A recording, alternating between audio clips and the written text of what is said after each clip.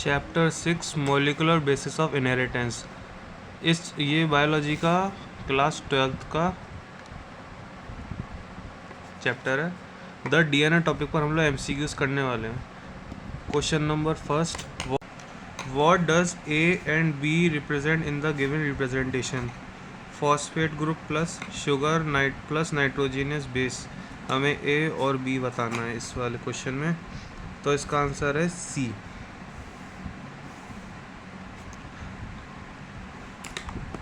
इसको एक्सप्लेन करते हैं। जो डीएनए होता है वो डीएनए पॉली न्यूक्लियोटाइड चेन से मिलकर बनता है। Poly nucleotide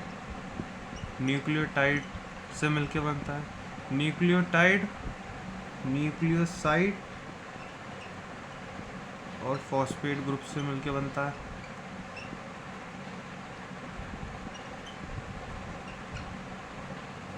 nucleoside nitrogenous base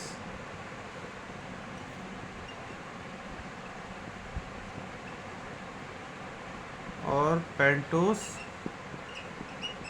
sugar से मिलकर बनता है।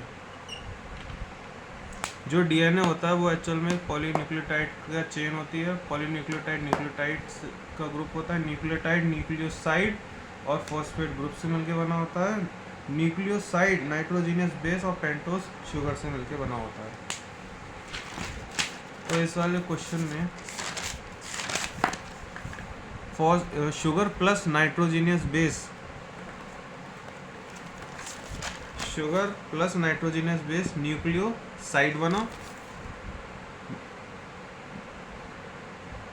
ए न्यूक्लियोसाइड बना और फॉस्फेट ग्रुप प्लस शुगर और नाइट्रोजीनियस बेस न्यूक्लियोटाइड बना। इसका एक्सप्लेनेशन इसमें भी है। डीएनए बहुत सारी न्यूक्लियोटाइड से मिलकर बनता है। एक न्यूक्लियोटाइड फॉस्फेट ग्रुप और न्यूक्लियोसाइड से मिलकर बनता है। न्यूक्लियोसाइड नाइट्रोजीनियस बेस और पेंटोस शुगर से मिलकर बनता है। नाइट्रोजीनियस बेस में दो ग्रुप आते हैं, एक होता है प्यूरिन, एक होता है पायरिमिडीन। प्यूरिन के अंदर एडेनाइन ग्वानाइन और पायरिमिडीन के अंदर साइटोसाइन यूरेकिल थाइमिन।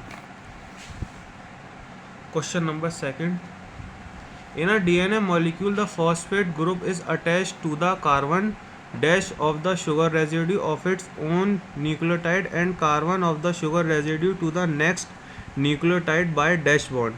इसका आंसर है 5' 3' फॉस्फोडाइस्टर।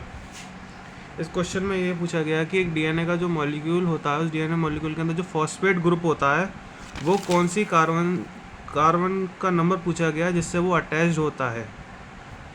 इसका एक्सप्लेनेशन ये है, जो डीएनए होता है उसका स्ट्रक्चर, उसकी पॉलीन्यूक्लियोटाइड चेन का स्ट्रक्चर इस प्रकार का होता है। ये है पेंटोस शुगर, ये है नाइट्रोजीनियस बेस और ये है फॉस्फेट ग्रुप। तो जो फॉस्फेट ग्रुप होता है वो कौन से नंबर की कार्बन से अटैच्ड है? पहला, दूसरा, तीसरा, चौथा, पांचवे वाले पे, इसीलिए यहाँ 5' और एंडिंग में इधर 5'। उसके बाद में in a DNA molecule the phosphate group is attached to the carbon 5th' of the sugar residue of its own nucleotide and carbon 3rd' of the sugar residue to the next nucleotide। तो इसके बीच में जो bond होता है इसको phosphodiester bond कहते हैं। ये डायग्राम एनसीईआरटी में भी दे रखा है 96 पेज नंबर पे। पॉली न्यूक्लियोटाइड चेन, ये फॉस्फेट ग्रुप, ये है पेंटोस शुगर, ये है नाइट्रोजीनस बेस। जिस बॉन्ड से जुड़े थे उसे हम फॉस्फोडाइस्टर बॉन्ड कहते हैं। इसके 5th' कार्बन पे है और यहाँ पे 3' हाइड्रोक्सिल पे है। Question number third, DNA as an acidic substance present in a nucleus was first identified by dash in 1869। He named it as. इसका आंसर है फ्रेडरिक मैसेचर न्यूक्लियन, उसने नाम दिया था इसका। ये तो थ्योरी पार्ट है। Question number fourth, if adenine makes 30% of the DNA molecule what will be the percentage of thymine, guanine and cytosine in it. इस क्वेश्चन को करते हैं, इंपॉर्टेंट क्वेश्चन है।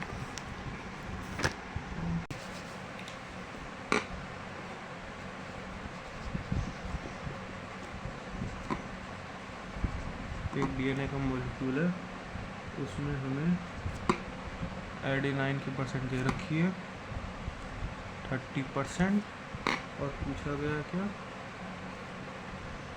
Thiamine, guanine, cytosine. ऑन कर।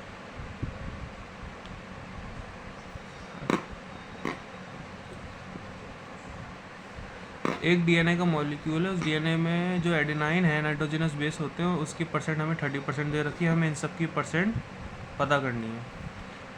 तो फिर ए टी के साथ डबल बॉन्ड बनाता है, सी जी के साथ ट्रिपल बॉन्ड बनाता है। एक रूल होता है जिसमें पायरिमिडीन बराबर प्यूरीन होता है, मतलब ए प्लस जी बराबर टी प्लस सी होता है। ये रूल चारगफ ने दिया था।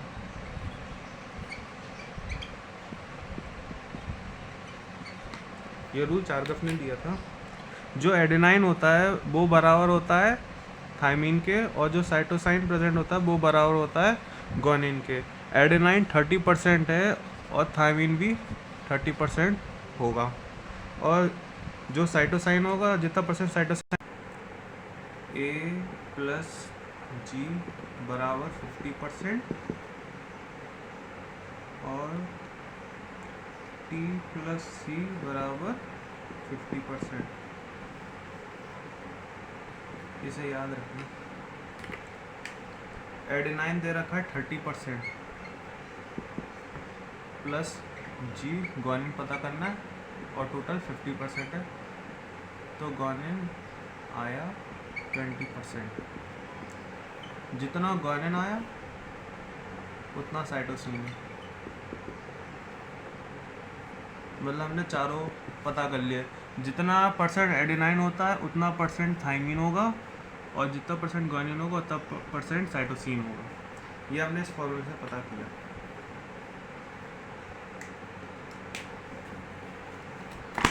इस क्वेश्चन में हमें एडेनाइन का परसेंट दे रखा है 30%। जितना परसेंट एडेनाइन होता है उतना परसेंट थाइमीन होता है, 30% थाइमीन, और ए प्लस जी, एडेनाइन प्लस ग्वानिन 50% होता है। एडेनाइन 30% दे रखा है और ग्वानिन हमें पता करना है, तो ग्वानिन आ गया 20%।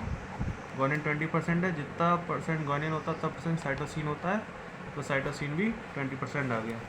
यहाँ पे हमने इसका एक्सप्लेनेशन भी दे दिया कि ये इसके साथ ए टी के साथ 2 हाइड्रोजन बॉन्ड बनाता है, ये 3 हाइड्रोजन बॉन्ड बनाता है। जो प्यूरिन होते हैं, एडेनाइन प्लस ग्वानिन, ये 50% होते हैं, और पैरामिडीन भी थाइमिन प्लस ग्वानिन 50% होते हैं। एडेनाइन थाइमिन के बराबर, एडेनाइन की परसेंट थाइमिन की परसेंट के बराबर होती है। इस फॉर्मूले से हमने पता किया कि ग्वानिन 20% आया, और जितना परसेंट ग्वानिन आया उतना परसेंट साइटोसाइन आया। अब अगला question number 5। In a 3.2 K base pair long piece of a DNA, 820 adenine bases were found. What would be the number of cytosine bases? एक DNA का लॉन्ग पीस है जिसके अंदर 3.2 K बेस पेयर हैं, हमें एडेनाइन बेसिस दे रखे हैं 820, हमें साइटोसाइन बेसिस पता करने हैं। एडेनाइन के बेसिस जितने होंगे उतने बेसिस होंगे थाइमीन के, जितने बेसिस एडेनाइन के होंगे उतने ही थाइमीन के होंगे, मीन्स थाइमीन के 820 होंगे। ठीक है। ए प्लस जी बराबर 50% हमने पहले पढ़ा था। तो फिर एक डीएनए के मॉलिक्यूल के अंदर 3.2 के बेस पेयर प्रेजेंट है, मीन्स हम इसे बेस पेयर में लेंगे, इसे 1000 से मल्टीप्लाई किया तो इसका फाइनल आया 3200। इसका हमने हाफ किया, जो कि बराबर आएगा किसके, प्यूरीन के।